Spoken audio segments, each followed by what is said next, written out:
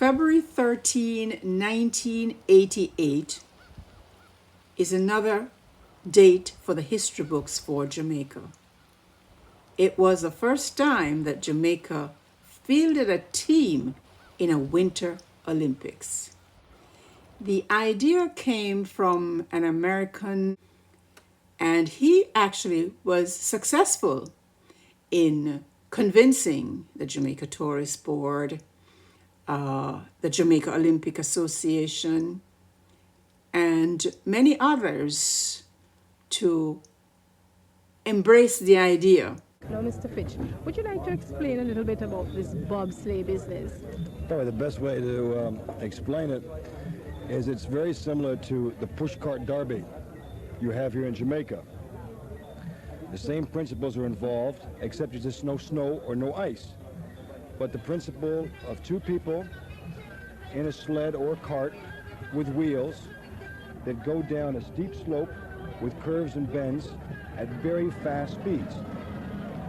So if you can try to picture the pushcart, except in an area of ice, perhaps going twice as fast, because in bobsleighing, you reach speeds of 75, 90 miles an hour. And it's the first time Jamaica's gone to the Olympics, and based on their recent training, they've learned the sport very, very fast. Because what we're trying to do is we want to show the world that Jamaica indeed has the best athletes. It takes a good athlete to learn a sport very quickly, especially a sport you never heard of before. And that's what we're going to do in the Olympics. Who are the people who are pushing forward the Jamaican team? Well, I started the idea or the program myself back in around August. And then with the help of certain people like Colonel Ken Barnes of the JDF, who identified athletes in the JDF that were suited to the sport, as well as certain people in Jamaica like William Maloney and Christopher Harris to help put the program together. We got the team selected, got them trained in Austria, in Canada, in upstate New York.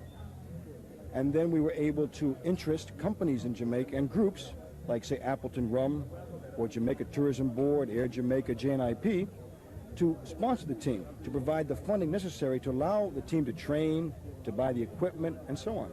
All right. Now, is there anything else you want to tell us before we talk with the team leader, the captain, so to speak?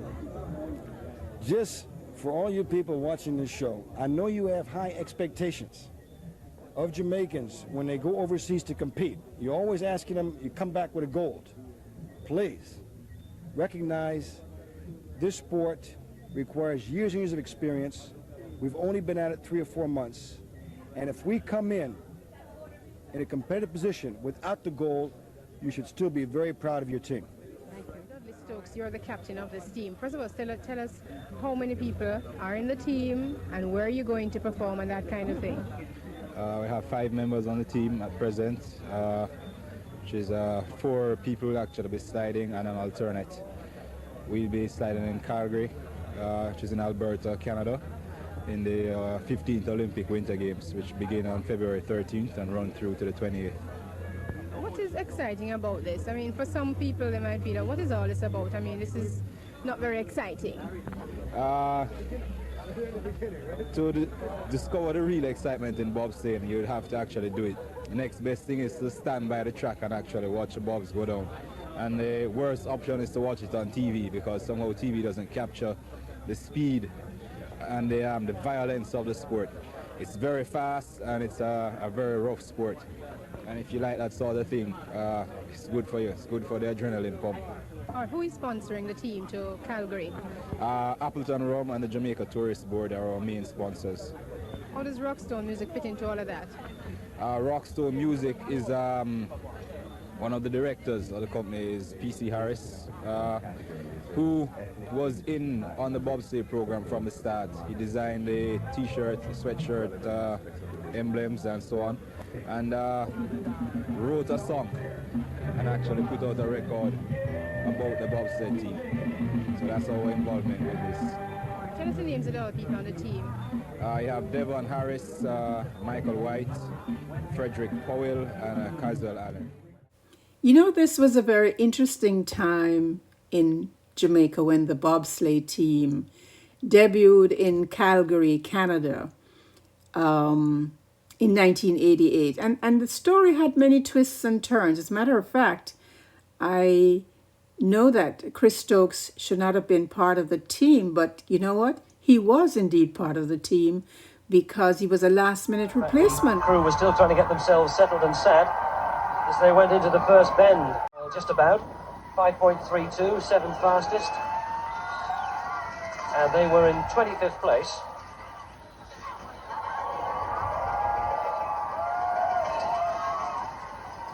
Heads not really as neatly as aligned as on the more experienced crews. And he's getting one or two rather untidy high points on these bends. Much harder to drive these four-man sleds. Total weight of half a ton. Oh, and he's getting all over the place in the Kreisel. Oh, and he's on there, he's over! Oh, dear me! Oh, that's terrible. Oh, that's a bad crash, I'm afraid. Well, willing hands are there quickly. And we'll have to hope that Dudley Stokes, Michael White, Devon Harris and Nelson Stokes are none the worse for that heart-stopping adventure. Well, he was in trouble almost from the start, Dudley Stokes, this 25-year-old helicopter pilot. And what a satisfaction it is to be able to see that all four members of that Jamaican crew are now on their feet and able to walk down to the finish house. They've brought sunshine and smiles and their own brand of reggae music. A disappointment for them, I'm sure, that they're not able to complete the event. But maybe they should just be thankful that they're able to walk away. And of course, we know that this publicity that it garnered for the four guys and also the country as a whole was just phenomenal. Out of the team's involvement in the Winter Olympics came the hit film Cool Runnings.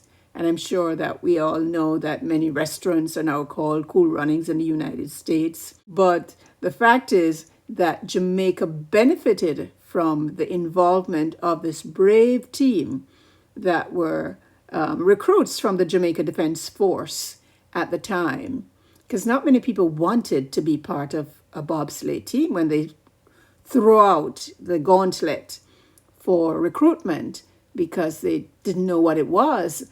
So we really owe it to these four guys who stepped up to the plate and said, yes, we will be part of a bobsleigh team. And now we know that we, as Jamaicans, can do many things if we only put our minds to it.